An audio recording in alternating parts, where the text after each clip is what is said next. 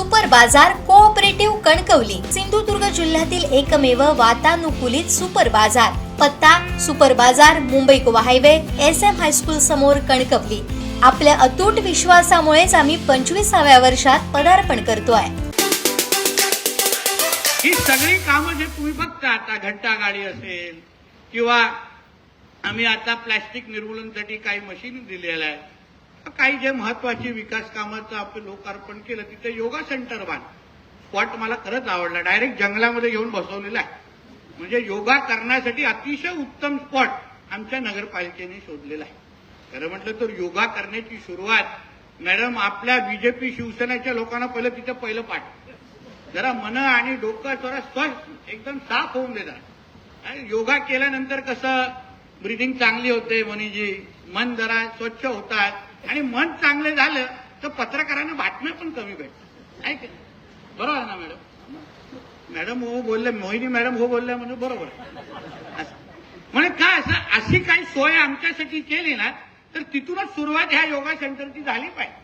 मी उद्घाटनाच्या दिवशी सगळ्या लोकांना मी त्यांना योगाच्या ड्रेसमध्ये या आणि उद्घाटन करायचं. तिथेच आपले सगळे पक्षाचे कार्यक्रम सेमिनार घ्यायचे, जेणेकरून जे काय आपल्याला मार्गदर्शन पाहिजे तिथून मिळालं तर मग का आपला पक्ष पण व्यवस्थित आणि सगळं काही शांत. खरं म्हटलं तर मी तुम्हाला म्हणू ना, मला आता खरंच वाटतं की सगळ्या जणांनी आता कामाला लागलं पाहिजे. मतदार म्हणून, सिंधुदुर्गची जनता म्हणून आज विकासासाठी फार विकासाची अपेक्षा ठेवून आम्हा लोकांना सगळ्यांना इथे बसवलं. लोकांनी नुसतं दुसऱ्यांचं कौतुक न करता आमच्या शहरामध्ये काहीतरी चांगलं घडतंय, आमच्या शहर पण विकसित होत आहे असा अभिमानाने सावंतवाडीबद्दल बोललं पाहिजे. ह्या दृष्टिकोनातून आम्ही ह्या दिशेने आम्ही सगळेजण काम करणार. आणि म्हणून जिल्ह्याचा पालकमंत्री म्हणून आज निधी आमचे सीओ साहेब मागतायत, काय मागतायत, काही चिंता करू बा. निधी निश्चित पद्धतीने मी आहे, केसरकर साहेब आहेत, राणे साहेब आहेत, सत्ता आपलीच आहे. बघा निधी बोलल्या बोलल्या टाळ्या मारतात, पण निधी खर्च कशी करणार हे सांगत नाही. मला सीओ साहेब तुम्ही जेवढी निधी मागाल मला 100% अगर वेळेत पूर्ण झाली नाही तर मी पुढचे निधीचे सगळे दरवाजे बंद करून टाकणार. मला क्वालिटीचं काम आणि वेळेत प्रकल्प. आता त्या योगाचा प्रकल्प 2 खोल्या बांधण्यासाठी 18 महिने दिले, बिलकुल आवडणार नाही.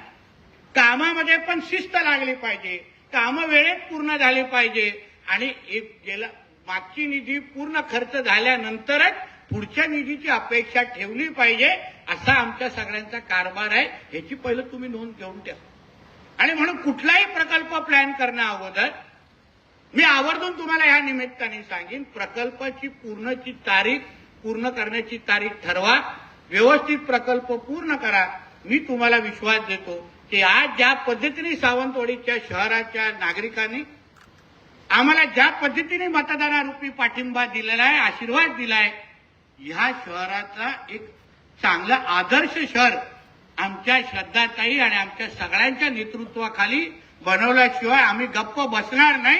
हा विश्वास तुम्हाला मी आजच्या निमित्ताने देणार, आजच्या निमित्ताने.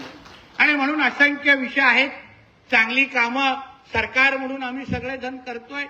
आता मी आहे, केसरकर साहेब, आम्ही सगळेजण सिंधुरत्नाचं पण योजना परत एकदा सोमानी सुरू झालेली आहे 200 कोटी.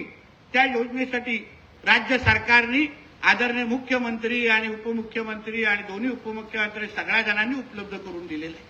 आणि म्हणून सिंधुदुर्गाचा विकास आज थांबवण्याचं काहीच कारण नाही. आणि म्हणून आमचे कोणी विरोधक असतील, कोणी आमच्यावर टीका टिप्पणी करत असतील, मी श्रद्धाताईंना सांगेन, अन्य सगळ्या जणांना सांगेन, तुम्ही दुर्लक्ष करायचं, आपल्याला काम करायचं आहे. आम्हाला त्यांची ओढ न पुसता आपली रेष कशी मोठी करू शकतो यावर तुम्ही सगळेजणांनी लक्ष द्या आणि कामाला लागा. मी काम करणारा व्यक्ती आहे आणि काम केल्यानंतर पुढच्या निधीची अपेक्षा ठेवा, एवढंच या निमित्ताने मी आपल्या सगळ्यांना सांगतो.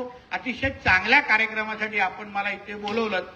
आता पुढचा टप्पा जेव्हा आपण परत एकदा या शहराच्या मोती तलावाच्या एकत्रित सुशोभीकरणाचा विषय असो, अन्य चांगले प्रकल्प जे आमच्या सावंतवाडीमध्ये लवकरच येणार आहे, जे आज चर्चा आमची सगळ्यांची चालू आहे, त्याच्या भूमिपूजन आणि उद्घाटनाच्या निमित्ताने लवकरच भेटू, एवढंच ह्या निमित्ताने सांगतो. परत एकदा नगर परिषदेच्या सगळ्याच आमचे मुख्याधिकारी, कर्मचारी आणि सगळ्याच लोकांचं मनापासून अभिनंदन करतो. इथेच थांबतो. जय हिंद, जय महाराष्ट्र.